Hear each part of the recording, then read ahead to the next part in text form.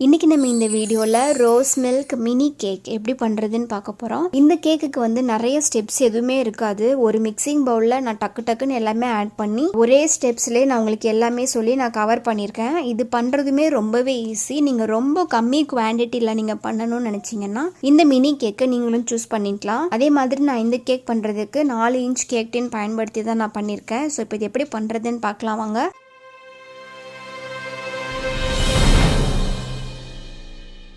ஒரு mixie jar எடுத்துக்கோங்க. அதுலேயே வந்து 1/4 கப் அளவுக்கு சர்க்கரையை பவுடர் பண்ணி எடுத்துக்கணும். பவுடர் பண்ண சர்க்கரையை ஒரு மிக்சிங் பவுலில் ஆட் பண்ணிக்கோங்க.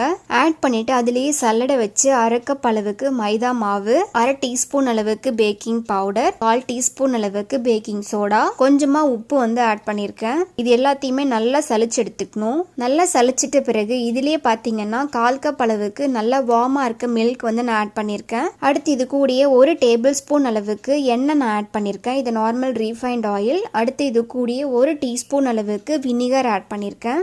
ஆட் பண்ணிட்ட பிறகு இது எல்லாத்தையுமே நல்லா மிக்ஸ் பண்ணி எடுத்துக்கணும். நீங்கள் கட்டி சேராத மாதிரி ஒரு விஸ்க் பயன்படுத்தி நீங்கள் ஒரே டைரக்ஷனில் மிக்ஸ் பண்ணி எடுத்தீங்க அப்படின்னா உங்களுக்கு பர்ஃபெக்டான பேட்டர் வந்து கிடைச்சிரும். நான் இது ரோஸ் மில்க் ஃப்ளேவரில் நான் பண்ணிக்கிறதால நான் ஒரு 3 ட்ராப் அளவுக்கு ரோஸ் மில்க் எசன்ஸ் வந்து நான் இது கூடயே ஆட் பண்ணிக்க போகிறேன்.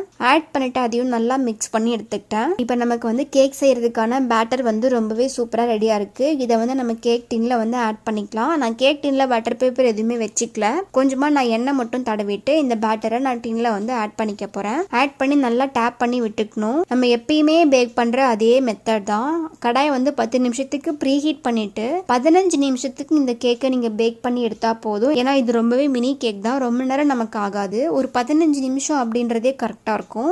ஓடிஜில பண்ண போறீங்க அப்படின்னா 180 டிகிரிக்கு 5 நிமிஷத்துக்கு ப்ரீ ஹீட் பண்ணிட்டு சேம் ஒரு 15 மினிட்ஸ்க்கு நீங்க பேக் பண்ணி எடுத்தீங்க அப்படின்னா ரொம்பவே சூப்பரான மினி கேக்ஸ் வந்து ரெடி ஆயிரும். இப்போ கேக் வந்து பேக் ஆயிட்டு இருக்க இதே கேப்ல நம்ம க்ரீம் கூட பீட் பண்ணி எடுத்துக்கலாம். நான் வந்து விப்பிங் க்ரீம் பயன்படுத்திக்க போறேன். நான் வந்து 1/2 கப் அளவுக்கு விப்பிங் க்ரீமை ஒரு மிக்சிங் பவுல்ல எடுத்திருக்கேன். இது வந்து நல்லா நான் ஃப்ரீஸ் பண்ணி வச்சிருந்தேன். இது பார்க்கும் போதே உங்களுக்கே தெரியும் கொஞ்சம் கட்டி மாதிரி இருக்கும். நான் ஃப்ரீசர்ல இருந்து அப்படியே எடுத்து ரூம் டெம்பரேச்சர் கொஞ்ச நேரம் வச்சுட்டு அதுக்கப்புறம் நான் இதை வந்து ஒரு மிக்சிங் பவுலுக்கு நான் மாத்திருக்கேன். மாத்திட்டு நான் ஒரு பீட்டர் பயன்படுத்தி இதை நல்லா நான் மிக்ஸ் பண்ணி எடுத்துக்க போறேன். நம்ம சேனல்ல ஆல்ரெடியே க்ரீம் பேஸ்டு வீடியோஸ் எல்லாம் நிறைய நான் போஸ்ட் பண்ணியிருக்கேன். உங்களுக்கு எந்த க்ரீம் வந்து பண்றதுக்கு ஈஸியா இருக்குமோ நீங்க அந்த க்ரீம் வந்து சூஸ் பண்ணிக்கலாம். பட் இது ரோஸ் மில்க் கேக் அப்படின்றதால முட்டை பயன்படுத்தி பண்ற க்ரீம் வந்து இதுக்கு சூஸ் பண்ணாதீங்க. இது வந்து அவ்வளவா நல்லா இருக்காது. ஸோ ஒரு பட்டர் க்ரீம் ஃப்ரோஸ்டிங் நீங்க பயன்படுத்திக்கலாம், இல்ல வந்து விப்பிங் க்ரீம் பயன்படுத்திக்கலாம், இல்ல விப்பிங் க்ரீம் பவுடர் பயன்படுத்தி பண்ண அந்த க்ரீம் கூட நீங்க சூஸ் பண்ணிக்கலாம். முட்டை பேஸ்டு க்ரீம் வந்து இந்த கேக்கு நீங்க சூஸ் பண்ணாதீங்க, அவ்வளவா நல்லா இருக்காது.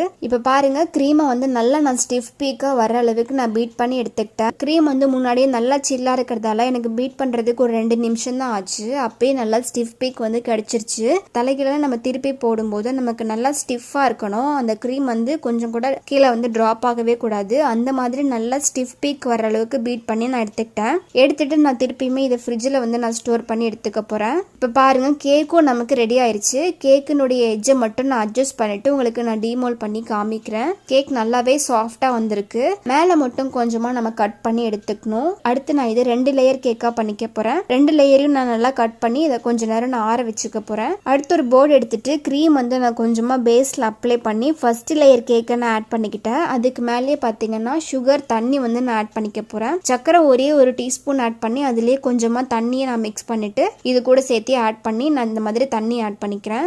சக்கரை தண்ணி ஆட் பண்ணின பிறகு இதுக்கு மேலேயே நான் க்ரீம் வந்து ஒரு லேயரா நான் ஆட் பண்ணிக்க போறேன். ஜஸ்ட் வந்து நீங்க ஸ்பேச்சுலா பயன்படுத்தியே நீங்க ஜஸ்ட் இந்த மாதிரி அப்ளை பண்ணிக்கலாம். அடுத்து நான் செகண்ட் லேயரும் வச்சுட்டு அதுக்கு மேலேயே வந்து சுகர் தண்ணி ஆட் பண்ணி க்ரீமை வந்து நான் ஃபுல்லாவே என்டையர் கேக்கையுமே வச்சு கவர் பண்ண போறேன்.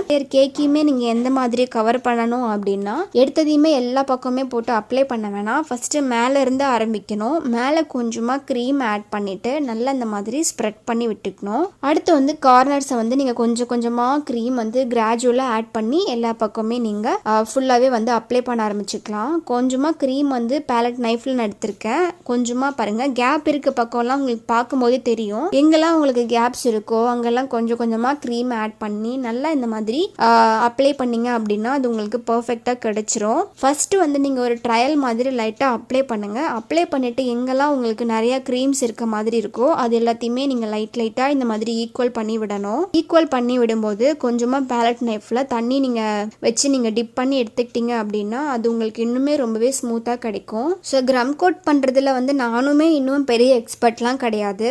எனக்கு தெரிஞ்ச மாதிரி ஓரளவுக்கு நான் வந்து கவர் பண்ணிகிட்ருக்கேன். உங்களால் முடிஞ்ச அளவுக்கு மேக்ஸிமம் வந்து நல்லா நீட்டாக கவர் பண்ண பாருங்கள். உங்களுக்கு ஷார்ப் எட்ஜஸ் வராட்டியுமே பரவாயில்ல, உங்களுக்கு ஃபினிஷிங்கில் வந்து டிசைன்லாம் போடும்போது நல்லாவே வரும். இப்போ பாருங்கள், நான் கேக்கு வந்து க்ரீம் எல்லாம் நல்லா அப்ளை பண்ணின பிறகு இதை வந்து நான் ஒரு அரை மணி நேரம் கிட்ட ஃப்ரிட்ஜில் ஸ்டோர் பண்ணி எடுத்துக்கிட்டேன். அப்போ வந்து நம்ம கடைசியில் டிசைன் போடுறதுக்கு வந்து ரொம்பவே ஈஸியாகவும் இருக்கும், பர்ஃபெக்டாகவும் வரும். இப்போ நான் க்ரீம்லேயுமே பார்த்தீங்கன்னா நான் கொஞ்சமாக பிங்க் கலர் வந்து ஆட் பண்ணியிருக்கேன். ஒயிட் அண்ட் பிங்க் காம்பினேஷனில் இந்த கேக்கு நான் பண்ணிக்க போகிறேன். நான் வந்து 2D நாசில் பயன்படுத்தி தான் இந்த கேக்கு வந்து டிசைன் பண்ணிக்க போகிறேன். எப்பயுமே நம்ம போடுற ஃப்ளார் டிசைன் இல்லாமல் இது கொஞ்சம் டிஃப்ரெண்ட்டாக இருக்கும்.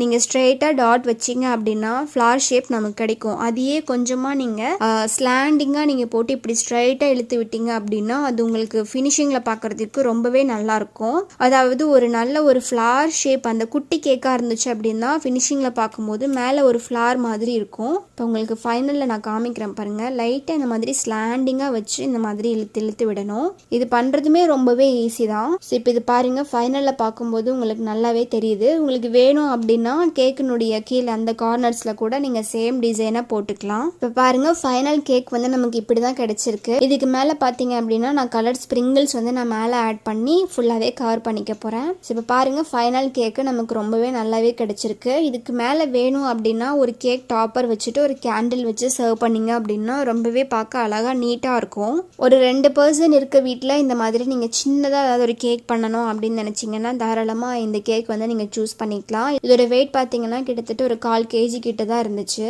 இதை நான் கட் பண்ணி கூட காமிக்கிறேன் பாருங்கள்.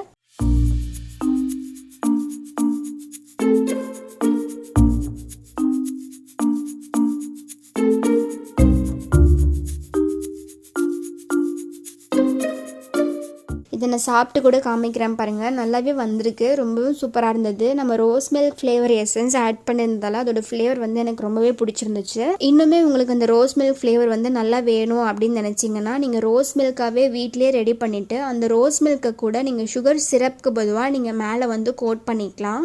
அப்போ இன்னுமே உங்களுக்கு டேஸ்ட்டில் ரொம்பவே நல்லாவும் கிடைக்கும். இந்த ரோஸ் மில்க் மினி கேக் வந்து உங்களுக்கு ஓரளவுக்கு பயனுள்ளதாக இருக்கும் அப்படின்னு நினைக்கிறேன். இருந்துச்சு அப்படின்னா நம்ம சேனலை வந்து சப்ஸ்கிரைப் பண்ணி வச்சுக்கோங்க. And thank you so much.